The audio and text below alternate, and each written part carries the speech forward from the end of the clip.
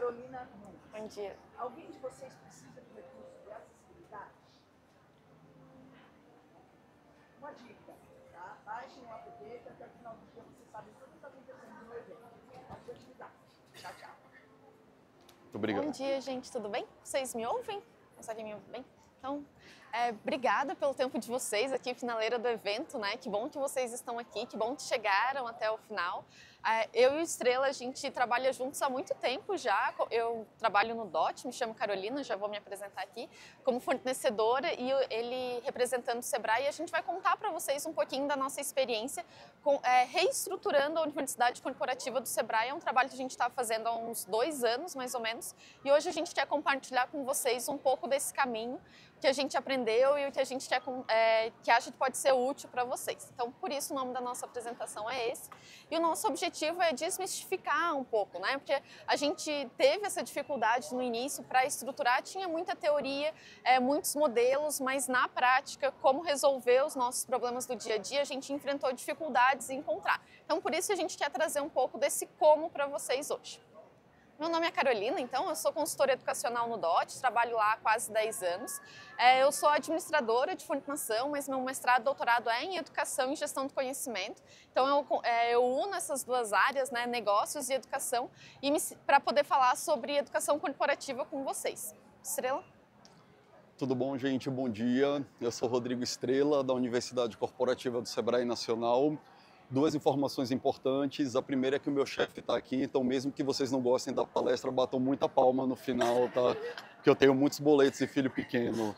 Aí na avaliação vocês falam a verdade, tá? E a segunda informação é que hoje começa o melhor e maior evento do mundo, que é o Festival de Parintins. Então torçam pro Caprichoso, por isso que eu estou aqui com o microfone azul, tá bom? Mas eu sou Rodrigo Estrela, eu já trabalho com tecnologias educacionais há mais de 20 anos. E minha formação, eu sou jornalista, especialista em educação à distância, mestre em comunicação, inovação e economia criativa e também especialista em direitos humanos, que eu tenho vocação para ser pobre e eu sempre gostei desse tema, então vamos dizer assim, foi a minha saída um pouco do mundo do T&D, tá? Mas a Carol vai começar aqui apresentando para vocês essa experiência. Só no Sebrae eu estou há 15 anos e vou contar para vocês um pouco de como é que está sendo essa construção junto com a DOT, essa tentativa de realmente sistematizar o nosso trabalho de desenvolvimento de soluções educacionais. E o sincericídio é a característica marcante dessa pessoa, né? Como vocês perceberam nesses 2 minutos. A gente vai falar então um pouquinho desse contexto, como que a gente está entendendo essas necessidades e resolvendo esses problemas.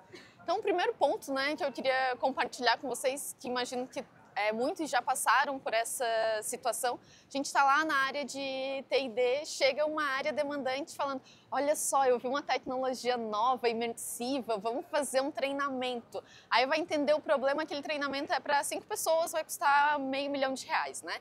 Esse tipo de situação não é não é raro de acontecer, né? E ele é um sintoma, né? O que está por trás disso? É a dificuldade que a gente tem em identificar as necessidades reais de treinamento, né? Fazer esse mapeamento, entender o que é adequado para cada situação. Eventualmente, nem é um treinamento a solução ideal, né? Pode ser uma palestra, pode ser uma mentoria, pode ser uma formação fora da companhia. Então, entender quais são as necessidades de aprendizagem. Se são realmente necessidades de aprendizagem, porque eventualmente podem ser outras situações, como a gente assistiu anteriormente aqui com o Nunes, tem muita coisa que envolve equipe, envolve time, envolve falta de ferramenta, falta de estrutura, e aí a equipe acha que o líder acha que um treinamento vai resolver tudo, né? É uma bala de prata. Nem sempre é assim, a gente precisa analisar o contexto para entender o que realmente faz, qual é o melhor remédio para aquela dor. E aí a gente passa para o nosso ponto de partida, né? Quando a gente foi reestruturar a Universidade Corporativa, a gente já tinha, né? O Sebrae é uma instituição muito robusta, muito antiga, com uma trajetória enorme, e não é que o que eles faziam não era correto, a gente só precisava atualizar para os problemas atuais da companhia, né? Então a gente olhou para todo esse histórico, olhou para tudo que estava sendo feito e começou a reproposição. Aí esse ponto de partida aqui é uma dor que a gente viu no Sebrae, mas ele não é uma particularidade do Sebrae, né? Muitas instituições, muitas organizações têm essa dificuldade de entender e fazer o mapeamento das necessidades de aprendizagem para então partir para a ação. Tem uma questão muito interessante sobre a governança do Sebrae, é que existe Sebrae em todos os estados, né? Só que muita gente não sabe que nos estados existe uma certa autonomia nesse processo de atuação, né? E é justamente nessa autonomia que existe uma dificuldade de estabelecer algumas governanças nesses processos de desenvolvimento de soluções, né? Então, de alguma forma, a gente vê diferentes métodos, diferentes estratégias de desenvolvimento, né? E de atuação de T&D. Então, nesse momento, a gente começou a se perguntar quando essas demandas vindo das áreas técnicas, como é que a gente iria resolver esse problema se a gente não tinha uma estratégia unificada e padronizada, né? Como é que desde o processo de recebimento da demanda, de planejamento, de desenvolvimento, o que iria nortear os nossos desenvolvimentos. E é por isso que quando a gente pensou no nome da palestra de como criar uma universidade corporativa, é que no final das contas eu e a Carol, a gente chegou à conclusão que, caramba, eu acho que essas dores, esses questionamentos que a gente tem sobre como estruturar, no final das contas, talvez seja o problema de todas as instituições que atuam com desenvolvimento. Isso mesmo. E aí a gente partiu, então, né, muito nesse contexto do Sebrae, que é essa organização múltipla, grande, que envolve muitas pessoas. Só a equipe da Universidade Corporativa é uma equipe muito grande, né? A gente tem uma série de áreas demandantes interagindo diariamente, uma fábrica de conteúdo, uma fábrica de operação, então é tudo muito grande, muito robusto, e a gente precisava, né, tirar aquilo, porque o analista da UC que não quer fazer desse jeito, ou o analista acha que não é o melhor caminho, a gente queria tirar isso da pessoa e trazer uma estrutura mesmo, né? E tirar tanto esse peso em cima do analista, do técnico que estava ali à frente, mas dar uma coerência para aquilo que fosse feito, até para a gente ter uma coerência no portfólio, para que isso conversasse com as áreas de negócio, conversasse com a estratégia do Sebrae como instituição, para que não fosse cada iniciativa como se estivesse começando do zero, cada demanda, cada necessidade de treinamento mapeado, como se a gente estivesse aprendendo e fazendo sempre do zero. Então a ideia é óbvio, né? Também era ganhar celeridade, ganhar uma padronização para que a gente ganhasse velocidade nessas entregas, que é uma necessidade do Sebrae hoje, né? A gente ontem ouvia o Bruno comentando que a nossa necessidade de desenvolver novas competências é cada vez mais rápida, né? A gente precisa desenvolver competências, elas vencem, né? Elas deixam de ser relevantes com uma velocidade cada vez maior. E isso se aplica no Sebrae também. A gente precisa dar essa celeridade para a instituição. Então, um pouquinho dos pilares, né? E aí a gente fez um trabalho muito robusto, a gente fez pesquisa de mercado com a área de inteligência lá do DOT, a gente conversou com uma série de especialistas do mercado, Casimiro participou desse processo com a gente, está aqui junto hoje também. A gente ouviu, né? A gente realmente sentava e conversava, ficava ali dialogando com essas pessoas durante horas para entender para onde a educação corporativa está indo no mundo, no Brasil, quais são os aspectos que a gente precisava considerar, com a intenção que esse documento ele tenha uma validade um pouco maior, né? Que ele seja relevante e converse com as necessidades da instituição por alguns anos. Então, o que a gente trouxe nele, né? A gente trouxe fundamentos teóricos e metodológicos. Eu, assim como o Nunes falou antes, eu também sou uma pesquisadora, então acabei trazendo um pouco disso, mas não porque a gente queria que o documento fosse tecnicista ou científico, é porque a gente queria usar esse arcabouço teórico, arcabouço científico, para nos mostrar qual é o caminho mais seguro a ser percorrido, né? A gente queria usar de toda essa inteligência que já existe no mundo, todo esse conhecimento, a gente queria se apropriar disso para fazer a nossa proposição. Então, a gente trabalha ali com os fundamentos teóricos metodológicos. Carol, desculpa só te interromper, porque depois a gente vai mostrar o índice desse ponto 1, porque, na verdade, a grande verdade é que cada tópico desse daria uma palestra de pelo menos 1 ou 2 horas, né? Mas a gente quis trazer para vocês o que seria hoje, pelo menos para a Universidade Corporativa do Sebrae Nacional, os tópicos mais sensíveis não só de estruturação de documento, de fluxo, de processo, mas até para pensar na atuação das equipes, né? Então, quando a gente olha para esses pilares, significa que esses são os pontos mais realmente latentes na nossa atuação. Então, isso que a Carol trouxe sobre o que vai embasar teoricamente, que depois ela vai falar um pouquinho mais, mas como é que a gente lida com a entrada de demandas e o fluxo do atendimento dessa demanda, como é que a gente planeja, como é que a gente estrutura, porque como a Carol falou, praticamente todos esses tópicos, a gente tinha isso na mão de profissionais. Mudava o profissional, tinha rotatividade na equipe, a gente tinha outro processo de entrada de demanda, outro processo de fluxo de atendimento. Então, aqui é sobre o como. Eu sei que é natural nesses eventos de T&D, a gente fala muito da parte estratégica. Eu tive há 2 semanas atrás na expedição da FIA com a professora Marisa Eboli, onde a gente foi visitar algumas universidades corporativas. Inclusive, super recomendo, tá? Não é publi paga. Mas eu saí com a sensação, com o vazio de que as universidades não apresentam um ferramental. Então, por exemplo, como que vocês registram a entrada de uma demanda de uma área técnica? Como é que vocês estabelecem as etapas? Passa por quem? Que perguntas são feitas? Então, tudo isso a gente começou a estruturar. Tá? A mesma coisa, como é que a gente prepara um planejamento, né, para apresentar para essa área técnica? Como é que isso vai ser estruturado? E aí a gente entra no desenvolvimento propriamente da solução e depois a gente faz questionamentos sobre a necessidade ou não de mediação. E aí a gente também vai começar a pensar nesse processo de oferta, quais são os canais, como é que está a vitrine que expõe essa solução que foi desenvolvida, qual é a melhor tecnologia, qual é o melhor formato.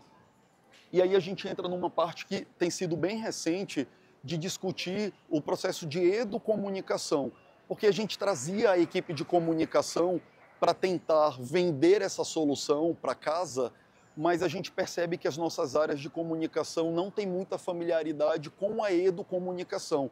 Então a gente percebeu que dentro da universidade corporativa a gente precisa formar equipes realmente com essa competência de educomunicação para, de fato, fazer um trabalho de comunicação muito específico para a solução educacional. E, obviamente, que a gente entra aí nos processos de avaliação. Então, assim, hoje, esses são os pilares que a gente está buscando, como eu falei para vocês, padronizarem e formatarem documentações para que, independente, principalmente porque o Sebrae, de 4 em 4 anos, muda a diretoria. Quando muda a diretoria, muda a liderança. Então, a sensação, eu que estou há 15 anos, eu já trabalhei em 8 empresas durante todo esse tempo. Então, a gente está fazendo um esforço muito grande para estruturar o máximo possível para que justamente a gente tenha isso muito bem definido. E aí a Carol vai agora contar para vocês o que é esse ponto de partida dessa fundamentação teórica e metodológica. Isso é porque eu sou bem ansiosa e eu me antecipei uns 2 slides já. Ainda bem que o Estrela está aqui para contextualizar melhor para vocês, que eu já ia sair correndo. Então, voltando a esse documento que a gente estruturou, né, que a gente chamou de referenciais educacionais, uma versão 2, né, o Sebrae tinha um documento de uns 20 anos, né? 15 anos. Início dos anos 2000, que a gente usou, né, olhou para ele com muito carinho, visitou ele com muito carinho e fez uma proposição em cima de tudo isso que eu comentei anteriormente com vocês, falando com especialistas, com análise no mercado, com um benchmarking com outras universidades corporativas similares ao porte do Sebrae, e a gente chega, né, a gente não consegue entrar no documento aqui com vocês, mas só para ter uma ideia do que existe ali dentro, né? A gente tem essa parte institucional, que como o Estrela comentou, o Sebrae ele muda muito a cada 4 anos, né? Então, a ideia era a gente tentar realmente fazer esse esforço de manter o que é da instituição sendo um core ali da instituição mesmo, a gente deixar isso muito transparente para todo mundo. E aí a gente trabalha com os fundamentos, a gente olhou muito para pessoas, processos, tecnologias e aí ampliando esse olhar sobre quem ensina, onde se aprende e como se aprende, né? A gente tentou incorporar novos conceitos como ambiente de aprendizagem, a gente tirou essa ideia de que só o professor ensina, que o aluno é um agente passivo nesse processo, e aí esse documento vai sistematizar, né, e reverberar todo esse novo posicionamento educacional do Sebrae com relação a esses processos também. E a gente traz, né, para não ficar só no campo teórico, porque quando a gente lê é muito bonito, faz muito sentido, né, todo mundo fica tocado com aquilo, mas e aí, como é que eu faço? Como é que eu apresento isso para minha chefia? Como é que eu meço isso? Como é que eu garanto que realmente vai haver um desenvolvimento das pessoas? Aí por isso a gente traz o modelo. A gente também traz diagnóstico, né, que é ali um template, um documento dizendo como que a gente identifica uma necessidade de aprendizagem e como que a gente endereça ela. E aí tem também processo de desenvolvimento de soluções educacionais, sejam digitais ou presenciais, como que a gente trabalha com o conteúdo e as referências, né, que a gente utilizou, porque o Sebrae valoriza muito isso também, né? E acho que é bem importante a gente dizer que não é uma ideia que foi minha, ou que foi do Estrela, ou nossa. Aquilo ali tudo tem um respaldo por trás, tem muita justificativa, não é um gosto pessoal, né? Não é o nosso TCC que está aqui. E aí esse documento, ele era num viés um pouco mais teórico, e a gente sentiu a necessidade de desdobrar para processual mesmo, para manualizar aquilo, para instrumentalizar as equipes de como operar isso e muito pensando nessa longevidade, né? Vai mudar a diretoria de novo, mas a gente tem processos estabelecidos que funcionam, que fazem sentido para quem está aqui. E aí a gente criou um outro documento que se chama Diretrizes Educacionais, que é dizendo como fazer. E aí aqui eu trago aqui de novo o que a gente tem de sumário dele, né? Mas a gente fala de objetivos de aprendizagem e aí a gente faz uma taxonomia de Bloom adaptada para o Sebrae, faz essa proposição e explica, né, para cada necessidade de aprendizagem qual é a taxonomia que a gente usa. Carol, deixa eu só lembrar de um detalhe que antes da gente definir essa taxonomia do Sebrae, como o DOT já está há bastante tempo com a gente como fábrica, a gente solicitou que o DOT olhasse para todo o nosso portfólio antigo e fizesse um levantamento de todos os objetivos educacionais, de todas as soluções, para a gente entender qual era a recorrência dentro do Sebrae de objetivos educacionais. Porque às vezes a gente acha que mudando o tema, a gente está falando de uma solução e na verdade a gente está... quando você equipara o objetivo educacional, a gente pode até ter um tema diferente, mas a gente tem os mesmos anseios, né, as mesmas buscas de resultado. Então a gente começou a dividir um portfólio que, olhando para a taxonomia de Bloom, a gente percebeu que tinha um bloco que era apenas conhecimento, a gente tinha um bloco de aplicação, a gente tinha um bloco de desenvolvimento, ou seja, então a gente falou assim, vamos então entender o que seria essa taxonomia muito específica nas demandas do Sebrae. E por que isso? Por que a gente ficou curioso com esse tema? Porque justamente quando a gente começou hoje aqui a nossa conversa, a gente falou do cliente já chegar com uma solução. Eu quero um vídeo, eu quero uma palestra, ou seja, já chega com um modelo. Então, quando a gente olha para trás para esses objetivos, a gente também começou a pensar quais foram as soluções que foram dadas para esses objetivos educacionais.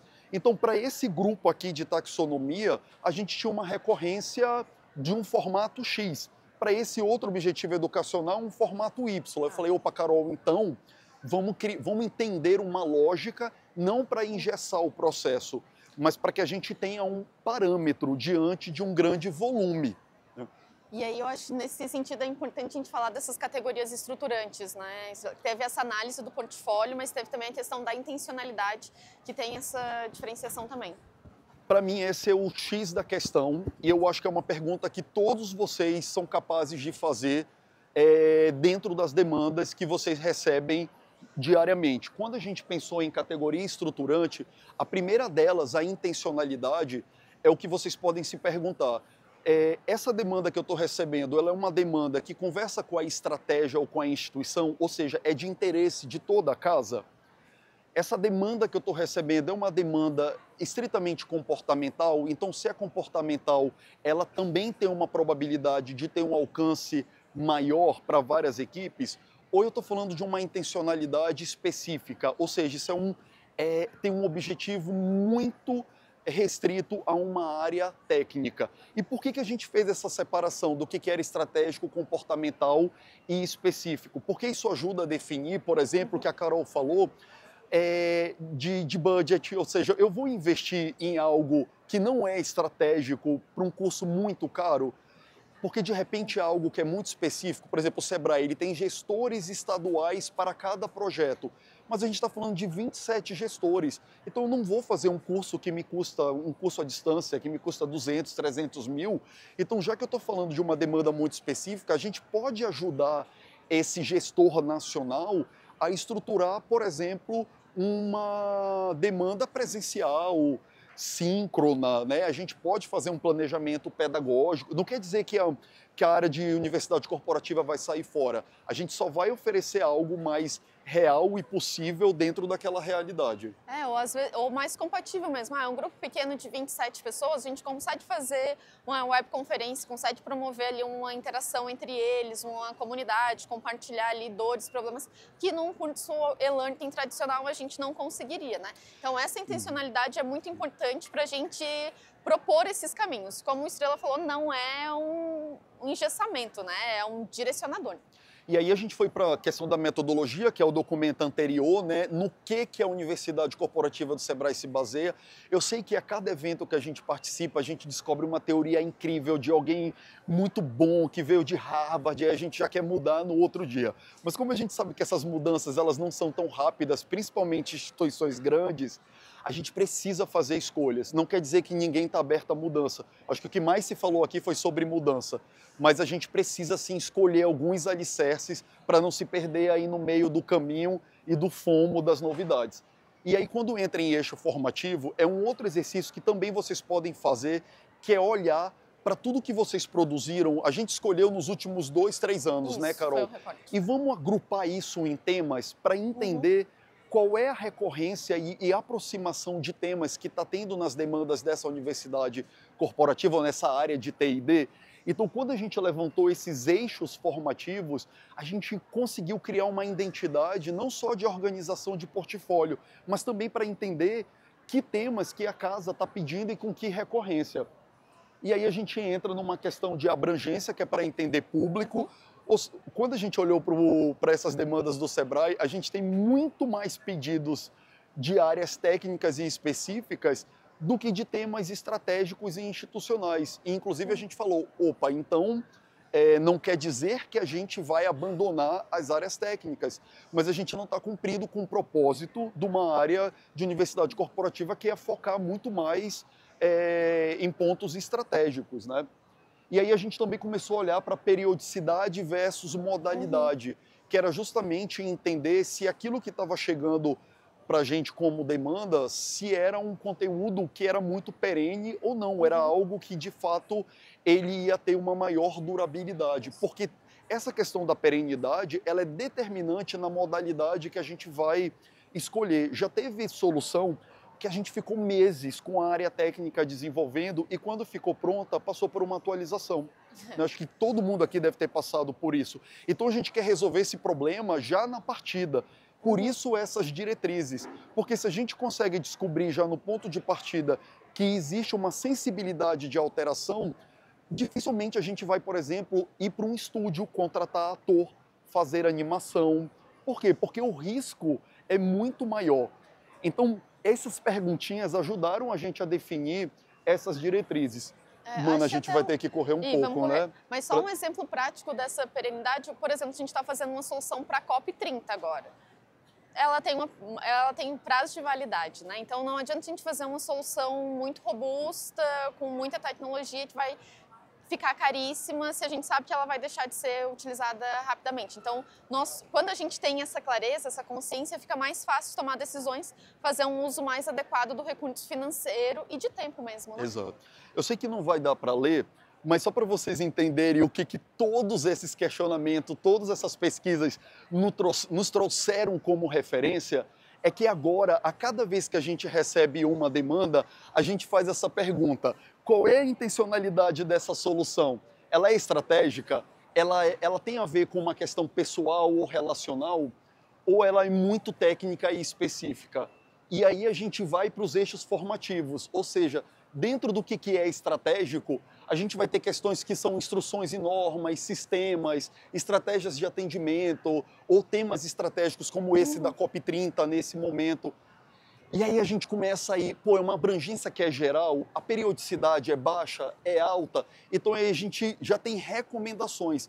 Se ela tem uma abrangência geral, se ela tem uma periodicidade de atualização muito baixa, então a gente vai recomendar uma modalidade digital.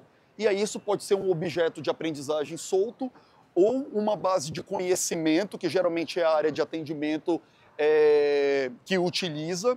E se a gente está falando de algo que é muito massivo e que realmente a gente precisa ter esse alcance muito expressivo, provavelmente a gente vai ficar numa taxonomia muito mais no campo da memorização e da compreensão, né? Porque a gente não vai conseguir aplicar muitos métodos. Isso porque eu estou falando de Sebrae Brasil inteiro, né? Então, quando a gente pensa em equipes menores, então a gente pode também pensar talvez em estratégias e em modalidades que a gente consiga aplicar muito mais ferramentas que demandam mais tempo ou aplicação síncrona. E aí, o documento, né, que a gente tem esse quadro resumo, mas o documento ele vai orientar, né, o que significa cada coisa, assim, para, de fato, qualquer analista, qualquer técnico, estrela saindo, a equipe hoje mudando completamente, terão condições de continuar fazendo essas perguntas e classificando as necessidades de aprendizagem para chegar na indicação de formato ideal. Isso. Né? Inclusive, essa última coluna ela é super importante. Por quê? Porque a gente percebeu que tem 3 etapas que elas determinam o sucesso do desenvolvimento desse treinamento, né? Que é o planejamento, o desenvolvimento e a entrega dessa oferta. Quando a gente fala de públicos menores e muito específico, a gente começou um processo de cocriação onde, por exemplo, a gente está chegando com a área técnica e está dizendo assim, a gente te ajuda a planejar, a fazer o planejamento pedagógico, né, porque é uma competência da universidade corporativa. A gente vai ceder para vocês um acesso à fábrica do fornecedor, mas você vai acompanhar o processo de desenvolvimento, porque o que acontece hoje? A gente tem uma questão muito sensível com etapas de desenvolvimento de conteúdo e de aprovação e homologação. Quando chega na área técnica, e aí eu fico no meu trabalho de bedel todos os dias ligando, fazendo dança do acasalamento, tudo para convencer a área técnica a aprovar e homologar essa solução. Quando a gente entra nesse processo de cocriação, ele passa a ser responsável. Por quê? Porque a gente já deu todas as diretrizes do planejamento, todas as diretrizes pedagógicas. Agora, é claro, se é algo estratégico, institucional, a gente acompanha. Mas se é uma questão muito técnica, a gente divide essa responsabilidade. Depois a oferta volta para a gente porque nós temos os contratos das plataformas ou a gestão dos outros ambientes. Eu vou passar rapidamente, tá, Carol? Sim, por favor. Nesses Nosso aqui, tempo tá... aqui seriam mais detalhes para vocês entenderem que no processo de desenvolvimento é importante na hora de criar uma universidade escolher se a fábrica é própria, ou vocês vão trazer um fornecedor, ou vocês vão trazer um parceiro, ou vão ter os 3, né? A gente vai sair agora com um novo documento que para mim também vai ser uma grande revolução interna, que é o Manual de Design de Soluções. O que significa? A gente também precisa minimamente criar um padrão de design.